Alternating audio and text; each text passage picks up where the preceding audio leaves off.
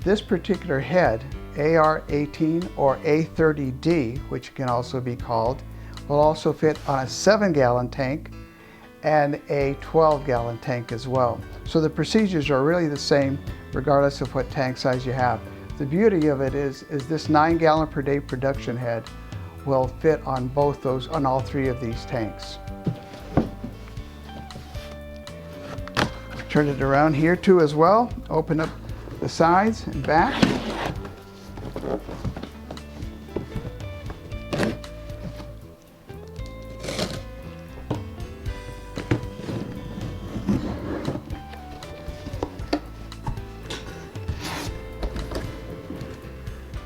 Let me show you how it looks when you unpack it.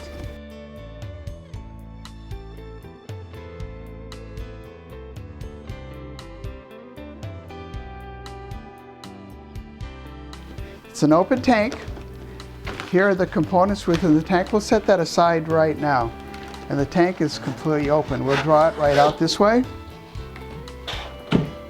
I'll set this aside. Now the only difference between the 7-gallon tank and the 12-gallon tank in this one is that the other ones are really deeper. So the footprint's really the same. The only differential is really the height and the holding capacity of each one of these tanks.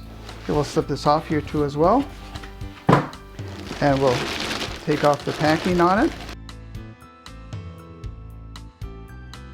I'll lift this on up. Now let me show you as we take a look at the inside of this tank here too as well. This is what you'll see. This particular area here is really where you hold your post charcoal filter. It's actually, to give you an idea, that carbon filter is really a cupped filter. It looks just like this here. Coconut grade charcoal within that filter, and you just set it within this ring. Also in your package, you're going to have this as we open this on up. You're going to have your faucet. If you notice, it has a sight gauge on here too, and the sight gauge is going to be different or taller depending on what capacity tank that you're going to be getting. Of course, the larger the tank, the larger the sight gauge, so you can actually tell where the water is. Kind of interesting when you use this, a lot of people don't realize this, but when you lift it like this, it's going to pour what you want to it for a certain length of time that you want to. But let's just say that if you wanted to fill a larger container, you just turn it over this way and leave it that way until it fills that container. This is true for all the distillers that we carry, by the way, that have sight gauges. This particular feature is a constant within them. Also, if you take a look at this, which we're really proud of, it has stamped made in the US of A. We're really proud of that. These distillers that are made in the United States of America and Canada are by far the best ones made in the world, and they're shipped all over the world as well. Plus, all our distillers, along with this one, many of them are used by the United States military and armed forces and United States embassies. And once again, the preferred, because they're the best ones, are those that are made in the United States of America. Going back to this faucet here, you now can put this faucet in 2 particular places. With the faucet, you have a nut that comes with it, and also a gasket that you would use for it. The gasket goes on the inside. You can place the faucet here, or we'll turn around to this side, or this, which would be the front side of the distiller. Let me move that up here so you can see that. On the inside, you would then place this, put this on the inside lip of it with the flat side towards the wall of the distiller, and then you would tighten it up with this particular nut. As you do that, sometimes if you take, I'm going to take this over to the side of this because you can actually drape it right over the side of your counter. You can just tighten that nut with one hand. I generally like to put this, I don't know if you can see this, but hopefully you can. I'm laying this faucet here on the side. I'm tightening it up as much as I possibly can on the inside of it. Now once I've tightened that up with the gasket in there, as tight as I can tighten it by hand, then I will, let me continue this, make it just a little bit tighter. And again, you use your fingers. You do not have to use a tool. Just do it as tight as you can with your fingers. Once you've reached that point, then you can just turn this around and lift this up to get that extra torque. And you should have quite a bit of resistance, so it stands straight up like this. As you do this, I would share that you really, that you also put some water on the bottom of this before you put it into production, so that you can see if you tighten it enough. It's a polymer, so always be aware not to over tighten that, and you're ready to go.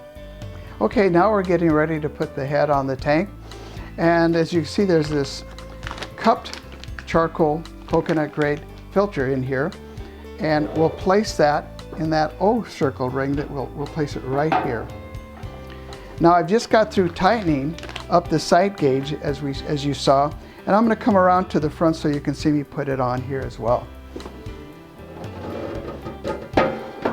I'm lifting that up because this goes just below the edge of any counter that you put this on. At this point in time, you'll see that it goes just a bit below that. We're going to move it over here.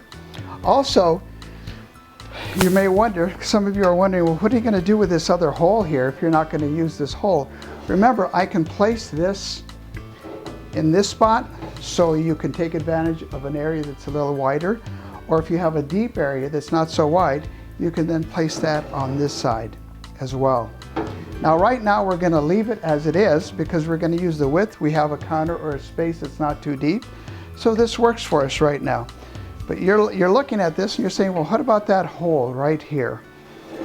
Well, that hole again is used for a demand pump if you want to use it later on for your demand pump, or if you don't have one at the moment, and you don't have to have one at the moment, then you can just go back to your package and you'll see you have these two items here, which are your plugs. It's threaded, it's a male thread, and you have your nut here, so you just simply put this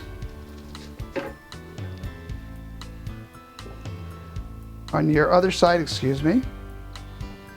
We'll put this in like this, and then tighten it up, tighten the nut on the inside of it. You can actually do both ways. You can choose to tighten it out here, or tighten it on the inside.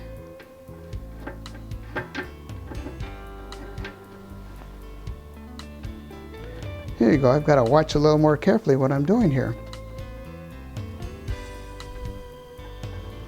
Okay, so that's set in there. Here as well, you have these little tabs that you'll find in this little bag, and you can set these little tabs on the bottom of your distiller, of the bottom of your base of your distiller when it's a countertop. This one again is your countertop distiller, your smaller tank. You can set it on a shelf if you wanted to as well, but it has to be quite sturdy if you need to put it up here where you have limited counter space. Or you can put it on a stand or a counter or wherever else it might fit as well. So you'll cut these on off and place them here on the bottom of it so it adheres and so that you can move it around without scratching anything. And that's how you set up the bottom. Now let's do this. So I'm going to set this back in here, put this aside. Well, this is what we'll do next. We're going to put the head, which has been sitting on this cardboard stand. We're going to take that off.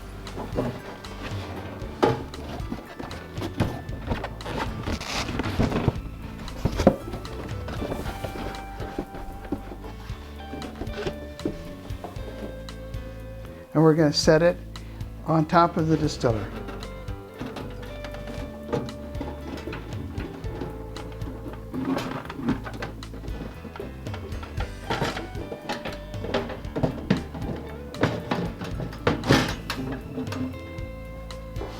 Now it's set there on top of the distiller, and then again I'll show this back to you. This is where you'll put in your incoming water line. Once that's set, please feel free to give us a call, by the way. If in fact you're a little further along than this and need some help in reference to the installation of any of these tanks or these tank heads or maintaining them, this is the way you're going to unpack it. You're going to set it up. Thank you so much.